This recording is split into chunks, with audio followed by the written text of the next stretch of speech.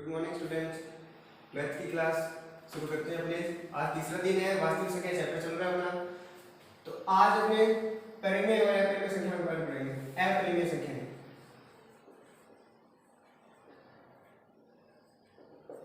परिमेय संख्या तो वो जिनको p बटे q के रूप में लिख सकें, और अपरिमेय संख्या है जिन्हें अपने p बटे q के रूप में न लिख सकें। वो क्या होती है? अपनी अपरिमेय संख्या होती है। ये जो q होता है ये 0 के बराबर नहीं होता कभी भी। अगर ये 0 के बराबर हो जाएगा तो एक संख्या बन जाएगी। जिन संख्याओं को अपने p बटे q में नहीं ले सकते वो अपरिमेय संख्या होती है। जैसे कि √2, √5, √7, मतलब कि अभाज्य संख्याएं, और वो भी रूट में। वो सारी किस में आएंगी? अपरिमेय संख्या में आएंगी। क्वेश्चन आता है इसमें कि √2 एक अपरिमेय संख्या है, एक अपरिमेय संख्या है। तो अपने को इसको इस कथन को सिद्ध करना है कि ये कथन सत्य है। मतलब कि सिद्ध कीजिए कि √2 एक अपरिमेय संख्या है, सिद्ध करें। अब इसे क्या करेंगे? अपने को इसको अपरिमेय सिद्ध करना है इस √2 को। तो इसके लिए माना ये जो √2 है ना, माना √2 एक परिमेय संख्या है, इसको अपने परिमेय संख्या मानेंगे। परिमेय संख्या माना √2 परिमेय संख्या है। अगर ये परिमेय संख्या है तो फिर अपने इसे p बटे q के रूप में ले सकते हैं।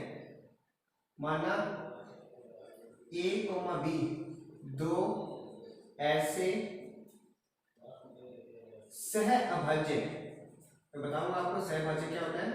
दो ऐसे सह अभाज्य गुणांक है जिनका कोई भी उभयनिष्ठ गुणनखंड विद्यमान नहीं है। अपने a और b कोई दो संख्याएं मानी है जिनका कोई भी उभयनिष्ठ गुणनखंड विद्यमान नहीं है। सहभाज्य मतलब क्या होता है कि ये दोनों ही अभाज्य हैं और आपस में भी ये विभाजित, एक दूसरे विभाजित नहीं करती हैं। अगर √2 एक परिमेय संख्या है तो अपने इस p बटे q के रूप में लिख सकते हैं। तो माना a और b दो सहभाज्य गुणांक है जो कि इस प्रकार है।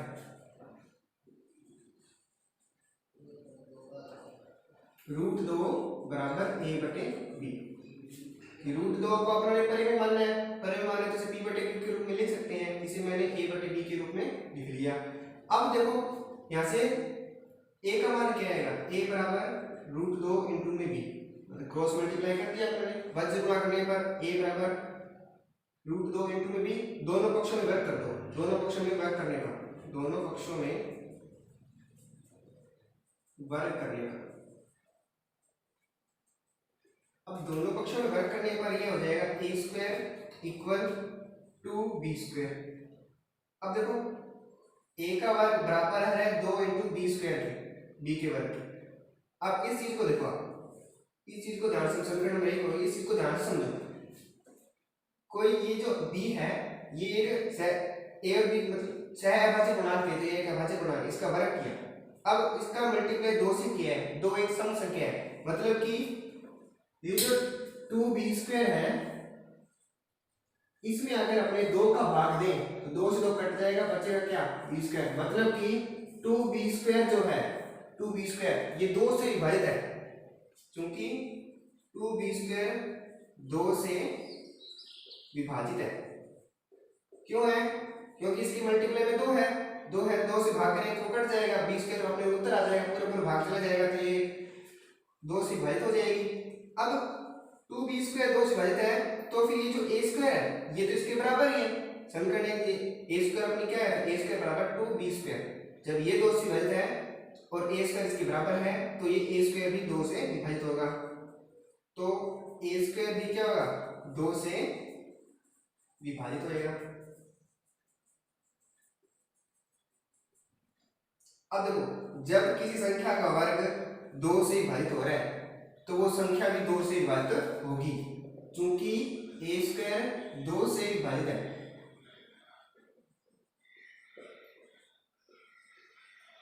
जो ए स्क्वायर है वो 2 से विभाजित है, तो फिर ए भी 2 से विभाजित होगा। जब ए 2 से विभाजित होगा तो अपने पास कोई ना कोई रिजल्ट आएगा, मानना ए बराबर 2 सी। उन्होंने मान लिया कि जो ए है वो 2 सी के बराबर है। अब देखो ए में 2 का भाग कर रहे हैं तो सी आ रहा है, तो अब उन्होंने मान लिया कि ए का मान जो है वो 2 सी के बराबर है। ये समीकरण नंबर 2। अब समीकरण 2 से मान रखें तो समीकरण 1 में, समीकरण 2 से 1 में, समीकरण 2 से 1 में मान रखेंगे तो ये क्या हो जाएगा, 4 c square equal to b square. देखो मैंने यहाँ ए स्क्वायर की जगह, ए की जगह मैंने 2 सी रखा, ए का वर्ग था 2 सी का वर्ग हो गया, 2 का वर्ग 4, सी का वर्ग सी स्क्वायर। अब देखो 2 से 4 कटेगा, ये 2 सी स्क्वायर इक्वल में बी स्क्वायर आ जाएगा। अब फिर से देखो जो काम समीकरण 1 में अपन ने किया था वही काम यहाँ करना है। देखो सी स्क्वायर के मल्टीप्लाई में 2 है, मतलब कि पूरी संख्या में 2 का भाग करें तो 2 का भाग चला जाएगा, मतलब इस सी स्क्वायर, ये जो सी स्क्वायर है ये 2 सी स्क्वायर, सॉरी ये 2 सी स्क्वायर 2 से विभाजित है, ये 2 सी स्क्वायर जो है वो 2 से विभाजित है, तो ये बी स्क्वायर तो इसके इक्वल में है, तो फिर ये भी क्या होगा 2 से विभाजित होगा। जब ये 2 से विभाजित हो रहा है मतलब कि बी स्क्वायर 2 से विभाजित है। देखो 2 सी स्क्वायर में 2 मल्टीप्लाई में था तो 2 से भाग करेंगे तो 2 कट जाएगा, सी स्क्वायर आ जाएगा। तो इस कंडीशन से ये जो पूरा संख्या है 2 सी स्क्वायर जो है वो 2 से विभाजित होगी। अब ये 2 सी स्क्वायर बी स्क्वायर के इक्वल है, तो फिर जब ये 2 से विभाजित है तो ये भी 2 से विभाजित होगी, मतलब कि बी स्क्वायर जो है वो 2 से विभाजित है। जब बी स्क्वायर 2 से विभाजित है तो बी भी 2 से विभाजित होगी। देखो जब की संख्या का वर्ग 2 से विभाजित हो रहा है तो वो संख्या भी 2 से विभाजित होगी। चेक कर लेते हैं, मान लो 4 का वर्ग है, 4 का वर्ग है, ये 2 से विभाजित हो जाएगा, 2 से विभाजित करेंगे कितना आ जाएगा 8 आ जाएगा। 4 के वर्ग में 2 का भाग करेंगे तो 8 आ जाएगा। 4 में करके देखो 4 में 2 का करेंगे तो 2 आ जाएगा, मतलब कि अगर की संख्या के वर्ग में 2 का भाग जा रहा है तो उस संख्या में 2 का भाग जाएगा। तो उसी कंडीशन से बी स्क्वायर में जब 2 से विभाजित हो रही है तो बी भी क्या होगा 2 से विभाजित होगा। अब ध्यान देखो यहाँ ये रिजल्ट आया था अपने पास कि ए भी 2 से विभाजित है, यहाँ रिजल्ट आ रहा है कि बी भी 2 से विभाजित है, मतलब कि ए कोमा बी का उभयनिष्ठ गुणनखंड कितना आ गया 2 आ गया। ये जो 2 है वो ए और बी का उभयनिष्ठ गुणनखंड आ गया। अपनों ने क्या माना था कि माना ए और बी 2 सहअभाज्य हैं जिनका कोई भी क्या है उभयनिष्ठ गुणनखंड विद्यमान सॉरी नहीं माना था। सहअभाज्य है तो कोई विद्यमान तो होगा ही नहीं, सहअभाज्य संख्याओं में कोई भी उभयनिष्ठ गुणनखंड जो है मतलब गुणनखंड दोनों का कोई, जैसे h से निकला था वैसे ही दोनों में कोई भी गुणनखंड है वो सेम नहीं आएगा, सहअभाज्य है। और यहाँ आपने देखा रिजल्ट निकाला कि ए और बी का उभयनिष्ठ गुणनखंड जो है वो 2 आ रहा है, मतलब कि अपन ने जो माना या तो ये गलत है या फिर ये गलत है, मतलब या तो अपन ने माना होगा तो मान लिया तो ये आ रहा है, या जो आ रहा है वो गलत है। कैलकुलेशन के हिसाब से ये सही आ रहा है तो मतलब कि जो मान है वही गलत मान है, अर्थात अतः अपनी पूर्व कल्पना गलत है। पूर्व कल्पना गलत है मतलब कि ये जो पूरी बात कही थी अपनों ने जिनमें कोई भी ये जो ए और बी सहअभाज्य संख्याएं हैं जिनमें कोई भी उभयनिष्ठ गुणनखंड विद्यमान नहीं है, ये बात गलत है, ये बात गलत है तो फिर ये बात भी गलत है, मतलब कि a बटे b का जो रूप है ये परिमेय रूप है जो वो 2 के बराबर नहीं होगा। जब परिमेय रूप 2 के बराबर नहीं होगा तो ये 2 रूप 2 जो परिमेय संख्या नहीं होगी। ये जो माना था अपने यही गलत मान लिया, मतलब कि जब ये परिमेय नहीं है तो फिर कौन सी है ये अपरिमेय संख्या। एक बार फिर से देख लो, अपने को अपरिमेय संख्याएं सिद्ध करनी है, जो ये √2 √5 √7 √3 भी है इसमें, इनको अपरिमेय सिद्ध करना है। तो आपने पढ़ा होगा 9th क्लास में परिमेय अपरिमेय के बारे में, तो यहाँ आपने सिर्फ इनको सिद्ध करेंगे कि ये अपरिमेय है। उसके लिए देखो अपने को इसको ऐप में सिद्ध करने के लिए मान लें ये क्या है, एक परिमेय संख्या है, इसको अपने ने परिमेय मान लिया। अपने को पता है परिमेय संख्याओं में p बटे q के रूप में होती है, p और q, जहाँ q जो है वो 0 के बराबर नहीं होता है, तो अपनों ने p a मान लिया और q b मान लिया। जहाँ जो b है वो 0 के बराबर नहीं है। मेन कंडीशन है ये लिखनी होती है, जरूरी होती है ये कि जो b है वो 0 के बराबर नहीं है, ये कुछ भी हो सकता है, पूर्णांक ये दोनों। अब देखो जब √2 को अपनों ने a बटे b के रूप में लिख लिया, मतलब इसको परिमेय माना, तो परिमेय मान के हमने a बटे b लिख लिया। a बटे b यहाँ से b का मान, a का मान निकालिए √2 × b, वर्ग किया, a स्क्वायर बराबर 2b स्क्वायर आ गया। अब देखो ये जो संख्या है इसमें 2 मल्टीप्लाई में आ रहा है, मतलब कि इस पूरी संख्या में अगर 2 से भाग कर दें तो 2 से 2 कट जाएगा, b स्क्वायर बच जाएगा, मतलब कि 2b स्क्वायर जो है वो 2 से विभाजित हो रहा है। जब ये संख्या 2 से विभाजित हो रही है और ये इसके इक्वल है तो फिर ये भी क्या होगी, 2 से विभाजित होगी। जब a स्क्वायर 2 से विभाजित होगा तो a भी 2 से विभाजित होगा। अब चेक कर सकते हो अगर ये संख्या का वर्ग 2 से विभाजित है तो वो संख्या भी 2 से विभाजित होती है। अब ये जो a था ये 2 से विभाजित हो गया, ठीक है। अपने मान लिया कि a का मान 2c है, कोई संख्या आएगी, जब वो 2 से भाग हो रहा है तो कोई संख्या तो आएगी। मान लिया a जो है वो 2c बराबर है। अब देखो 2c में 2 का भाग करो, 2 से 2 कट जाएगा, c बच जाएगा, मतलब कि पूरा पूरा भाग जा रहा है तो ये a के बराबर ही, मतलब a में पूरा पूरा भाग जाएगा। फिर तो माना a बराबर 2c, इसको मान लिया। अब a समीकरण 2 मान लिया, इसको 1 में रख दो, a स्क्वायर की जगह यहाँ रखेंगे, अपने a की जगह रखेंगे a का स्क्वायर है ना, a स्क्वायर बराबर 2b स्क्वायर, a का स्क्वायर है तो 2c का होल स्क्वायर बराबर 2b स्क्वायर, 2c 2 का स्क्वायर 4, c का स्क्वायर c स्क्वायर बराबर 2b स्क्वायर। ये रिजल्ट आ जाएगा ये जो मैंने लिखा था यहाँ। अब 2 से 4 कट जाएगा, 2 बच जाएगा, और फिर से वही जो यहाँ बात कही थी वही बात यहाँ लागू हो रही है, सेम टू सेम। तो इससे क्या होगा, जो b है वो 2 से विभाजित आ जाएगा। जब b 2 से विभाजित है और a भी 2 से विभाजित है तो फिर a और b का घनिष्ठ गुणनखंड क्या हुआ, 2 हुआ। लेकिन अपनों ने क्या माना था कि ये सहअभाज्य है, इनका कोई भी जो घनिष्ठ गुणनखंड विद्यमान नहीं है, मतलब कि विद्यमान नहीं माना था कि विद्यमान नहीं होगा, लेकिन विद्यमान हो रहा है, घनिष्ठ गुणनखंड आ रहा है, मतलब कि जो माना है वो गलत माना है उन्होंने। इस हिसाब से अपनी पूरी कल्पना गलत होगी। ये जो √2 को उन्होंने परिमेय माना था, ये परिमेय संख्या नहीं है, ये कौन संख्या है, ये अपरिमेय संख्या है। नोट कर लो आप इसे।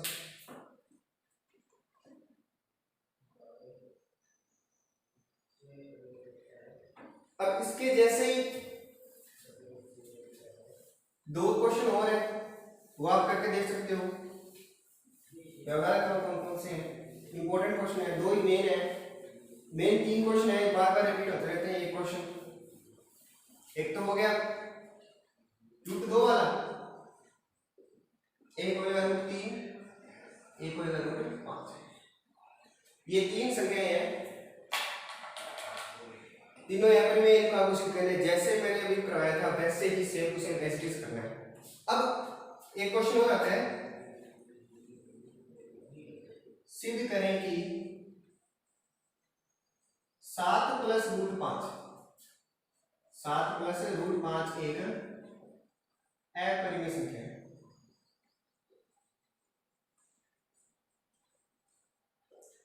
अब की बार अपने को इसको पूरी संख्या को, इस पूरी संख्या को एक अपरिमेय संख्या सिद्ध करना है, मतलब कि इसको p बटे q के रूप में नहीं लिख सकते, ये बताना है अपने को।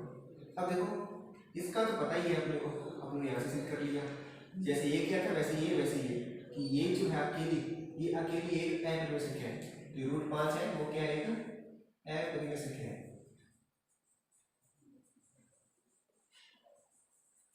अब की बार इसमें 7 जुड़ा हुआ है तो अपने को ये इसको सिद्ध करना है कि क्या ये पूरी जो संख्या है 7 + √5 अपरिमेय होगी या नहीं होगी। तो सेम वही प्रोसीजर चलेगा, थोड़ा सा फर्क आएगा। क्या a और b माना a और b तो पूर्णांक है, कौन से हैं, सहअभाज्य, सहअभाज्य पूर्णांक है। सहअभाज्य मतलब जिनका कोई भी घनिष्ठ गुणनखंड विद्यमान नहीं होगा, ये दोनों पूर्णांक है। मान लिया ये क्या है, परिमेय संख्या है, माना 7 प्लस रूट 5 एक परिमेय संख्या है, इसको परिमेय संख्या मान लिया। मैंने कहा था भाई वैसे ही काम करना है, बस थोड़ा सा चेंज है, बहुत कुछ नहीं है, क्योंकि अपने को ये तो सिद्ध कर चुके हैं, इसको बताना है। जब ये परिमेय संख्या है तो अपने पास दो अभाज्य पूर्णांक विद्यमान है, इनसे अपने इसको p बटे q के रूप में ले लेते हैं कि 7 प्लस रूट 5 बराबर a बटे b। ये जो a और b है सहभाज्य पूर्णांक इस प्रकार विद्यमान है कि 7 प्लस रूट 5 बराबर a बटे b, जहां जो b है वो 0 बराबर नहीं है। ये कंडीशन है, लिखना जरूरी है इसको। अब देखो इस 7 को मैं उधर भेज देता हूँ, रूट 5 बराबर पक्षांतर कर देता हूँ मैं इसका a बटे b माइनस में 7, रूट 5 बराबर एलसीएम लो, b आएगा a माइनस 7 भी हो जाएगा। अब देखो इस समीकरण में इसी से सारा क्वेश्चन सॉल्व हो जाएगा। लाइनें लिखनी होती है, यहाँ कोई कुछ भी नहीं करना होता है, वो लाइनें बोलता हूँ समझाता हूँ। देखो a भी एक पूर्णांक है, b भी एक पूर्णांक है, एक पूर्णांक का इस 7 से गुणा होगा तो एक पूर्णांक आएगा, तो इस एक पूर्णांक में से कोई पूर्णांक घट रहा है तो एक पूर्णांक संख्या है, मतलब कि ऊपर वाली संख्या पूरी क्या होगी, एक पूर्णांक है, क्योंकि a माइनस 7 भी एक पूर्णांक है। इसी प्रकार b भी क्या है, वो बोले ये पूर्णांक है। अब इसको अपने a बटे b के रूप में लिख लिया, p बटे q के रूप में लिख लिया। ये जो रूप है समीकरण 1 में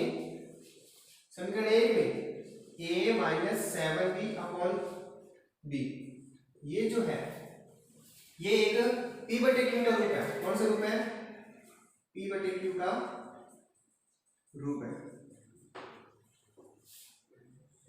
p बटे q का रूप है मतलब कि p बटे q का रूप किन के लिए होता है, परिमेय संख्याओं के लिए होता है। मतलब कि इस हिसाब से फिर ये परिमेय संख्या हुई। ये जो है p बटे q का रूप है, तो ये जो रूप है ये जो संख्या है ये परिमेय संख्या है। कौन संख्या है, परिमेय संख्या है। ये परिमेय है तो समीकरण 1 से रूट 5 भी क्या हुई, समीकरण 1 से रूट 5 भी एक परिमेय संख्या हुई। रूट 5 भी एक परिमेय संख्या होगी समीकरण 1 से, लेकिन अपनों ने पहले ही सॉल्व कर लिया क्वेश्चन को, इस रूट 5 को सिद्ध कर रखा है। ये क्या है, एक अपरिमेय संख्या है। कौन सी संख्या है, अपरिमेय।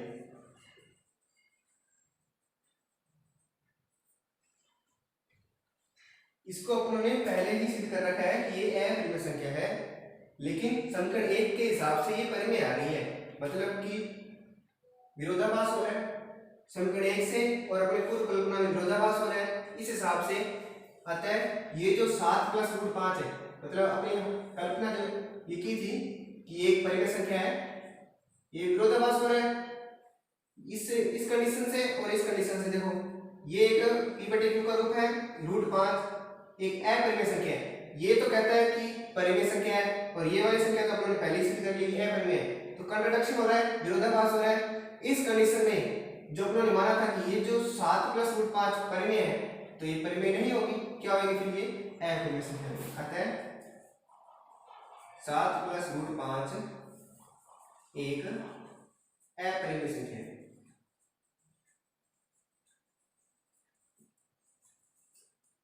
बस सिद्ध हो गया।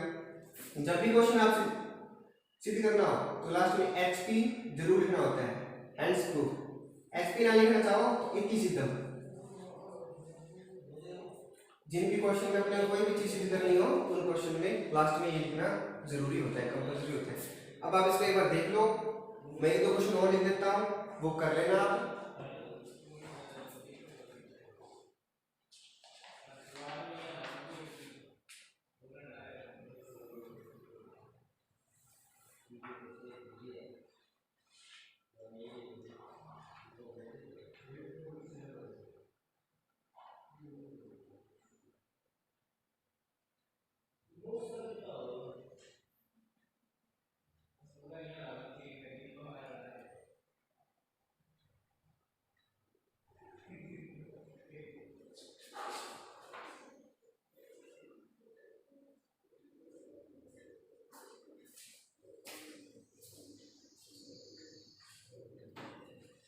चलिए क्वेश्चन लिख देता हूँ आपको मैं, 2-3 इंपॉर्टेंट, वो आप करना घर से, खुद से करना, हो जाएंगे। पहला क्वेश्चन लिखो, √2 + √5, दूसरा 3√2, तीसरा 5 - √3 और चौथा 1/√2। इन 4 क्वेश्चन को आप करके देखना, आसानी से हो जाएंगे। प्रोसीजर यही चलेगा, जैसे ये संख्या है वैसे जो भी मैंने क्वेश्चन कराया था वैसे ये होगा, वैसे ये हो जाएगा और वैसे ही यही हो जाएगा। इसको 2 बार करना पड़ेगा, मतलब कि वर्क करना पड़ेगा। ये भी हो जाएगा ना हो तो आप कमेंट कर देना, हम आपको आंसर देंगे इसका।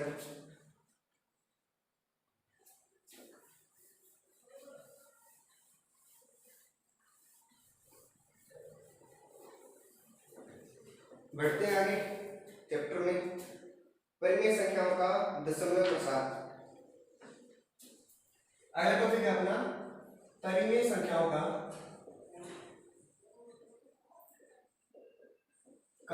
दशमलव प्रसार। परिमेय संख्या और दशमलव प्रसार। अब देखो परिमेय संख्या जिनको अपने p/q के रूप में लिख सके, ये दशमलव प्रसार होता है, और जहां जो q होता है वो j बराबर नहीं होता है। अब अपने को भाग नहीं करना है कि p में q का भाग करें और फिर अपने दशमलव प्रसार करें, भाग नहीं करना है, यहाँ आसानी से हो जाएगा। देखो कैसे, ये जो q है इसके गुणनखंड करें, गुणनखंड करने के बाद अपने को 2 की घात m इंटू में 5 की घात n का रूप बनता है। जिन जिन जो ये p/q है, ये q है, अंश और हर, अंश बटे हर होता है ना, अंश बटे हर, जिन संख्याओं, जिन भी जो परिमेय संख्या है उनका हर है, उसका रूप ऐसा बन जाए 2 की घात कुछ हो और इंटू में 5 की घात कुछ हो, मतलब कि गुणनखंड किए और गुणनखंड ऐसे आए तो उनका दशमलव प्रसार निकाल सकते हैं अपने आसानी से। तो वो परिमेय संख्याएं होंगी, वो परिमेय भी होंगी और उनका दशमलव प्रसार भी हो जाएगा।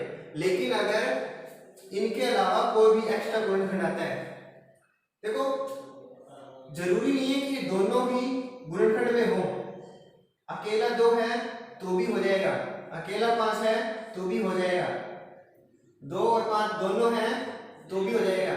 लेकिन 2 या 5 के अलावा कोई अन्य पूर्णांक आ जाए n, 2 और 5 के अलावा कोई और आ जाए, गुणनखंड आ जाए, तो फिर इनका दशमलव प्रसार नहीं होगा, तो फिर ये इनका दशमलव प्रसार जो है वो शांत नहीं होगा, वो कंटिन्यू चलता रहेगा। अपने को क्वेश्चन करने हैं, अब देखो कैसे। सिंपल सा क्वेश्चन उठाते हैं। सबसे पहले क्वेश्चन बनता कैसे वो देख लो।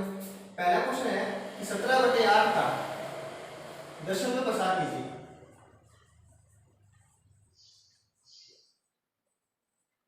कंडीशन क्या होगी, बिना भाग किए, कि अपने को भाग नहीं करके दिखाना है, अपने को बिना भाग किए इसका दशमलव प्रसार करना है, तो बिना भाग किए गुणनखंड करके। अब देखो 17/8 जो है इसमें 17 2 की पावर 3, 8 को मैंने क्या ले लिया 2 की पावर 3। देखो कैसे लिखा, गुणनखंड करते हैं ना अपने, 8 2 से किया, 4 आया, 2 से किया, 2 आया, 2 से किया, 1 आया, गुणनखंड हो गए। ये जो 2 × 2 × 2 है, ये इस 8 की गुणनखंड निकला, इसको मैं लिख दिया 2 की क्यूब। अब देखो मैंने कहा था या तो 2 होना चाहिए अकेला, या 5 होना चाहिए, या 2 और 5 दोनों होने चाहिए। यहाँ 2 अकेला है तो इसका दशमलव प्रसार हो जाएगा। कोई अन्य गुणनखंड भी नहीं है 2 के अलावा, 2 और 5 के अलावा कुछ और भी नहीं है तो भी हो जाएगा। अब तो करना कैसे है, पहली बात तो अपने पास 2 की घात 3 तो है लेकिन 5 नहीं है। मेन मकसद है अपना कि हर है वहां 10 के गुणज बनाने अपने को, 10 बनाना है, 100 बनाना है, 1000, 10,000 में जो भी चलता है ऐसी संख्या बनानी है, सिर्फ इनके अलावा कोई और संख्या नहीं होनी चाहिए। अब देखो 2 को 5 से गुणा करेंगे तभी 10 आएगा, लेकिन 2 की पावर 3 है, मतलब 3 बार 2 है तो 5 भी 3 बार होना चाहिए। इसके लिए हम क्या करेंगे, 5 की पावर 3 से गुणा कर देंगे। जब 5 की पावर 3 से नीचे गुणा किया है तो ऊपर भी गुणा करना पड़ेगा 5 की पावर 3 से, ताकि ये दोनों कट जाए और कोई फर्क न पड़े संख्या का। अब देखो 17 इंटू में 5 की पावर 3। अब देखो जब आधार अलग अलग हो लेकिन घातें सेम हो तो दोनों आधार मल्टीप्लाई हो जाते हैं और घाते वापस वही आ जाती है। जो रूल था ना ये a की घात m इंटू में b की घात m घाते सेम हो तो क्या होता है a डॉट b की घात m। अब देखो 5 की क्यूब कितनी होती है 125 अपॉन में 2 इंटू 10 2 इंटू 5 10 हो गया जिसकी पावर 3।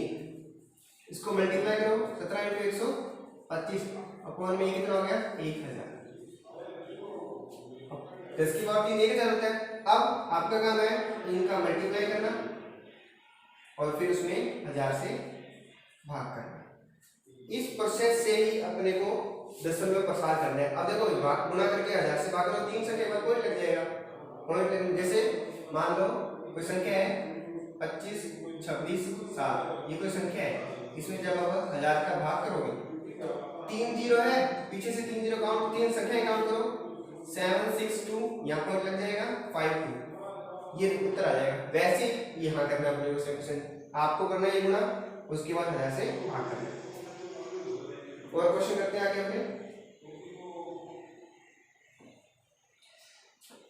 जिन एक बार और देख लो जिनका दशमलव प्रसार 2 दशमलव प्रसार कर रहे हैं या दशमलव प्रसार बताना है। मैंने कहा था गुणनखंड करने पर 2 5 आना चाहिए या तो दोनों ही आ जाए दोनों में से कोई भी एक आ जाए और एक के अलावा कोई गुणनखंड तीसरा गुणनखंड ना आए तो फिर इनका जो दशमलव प्रसार है ये शांत दशमलव प्रसार है।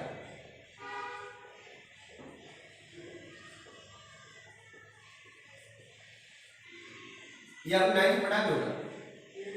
और अगर 2 और 5 के अलावा कोई अन्य गुणनखंड आता है 2 और 5 के अलावा कोई अन्य तो ये हो जाएगा अशांत दशमलव प्रसार। ठीक है जैसे मान लो 5/24 है तो चेक करके बताओ कि क्या इसके दशमलव पर शांत है या अशांत है। अगर शांत हुआ तो अपने को दशमलव प्रसार भी निकालना है जैसे इसका निकाल रहे थे। अगर नहीं हुआ तो नहीं निकालेंगे। अब इसको 24 के टुकड़े करो क्या आएंगे 2 8 8 आ गया वही हुआ सॉरी 8 आएगा 12 आएगा 2 से किया 6 2 3 3।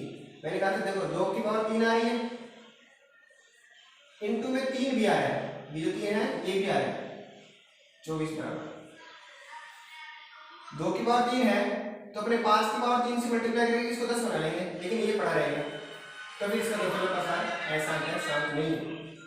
इसका दशमलव कौन सा है ऐसा है। ठीक है अब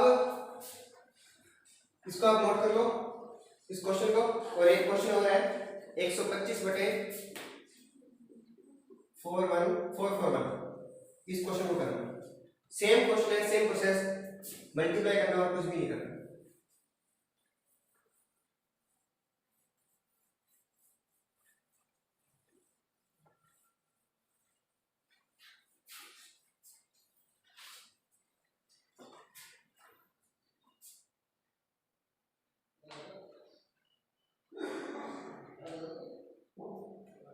अब एक क्वेश्चन है 13/125।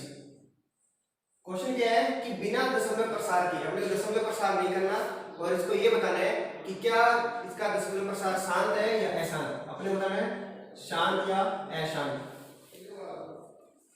अब शांत या अशांत बताना है दशमलव प्रसार भी नहीं करना मतलब भाग विधि यूज नहीं करनी तो क्या करेंगे गुणनखंड विधि यूज करते हैं। 125 की गुणनखंड करो क्या 125 की गुणनखंड 5 की क्यूब 125 की गुणनखंड यही होंगे ना 5 की क्यूब।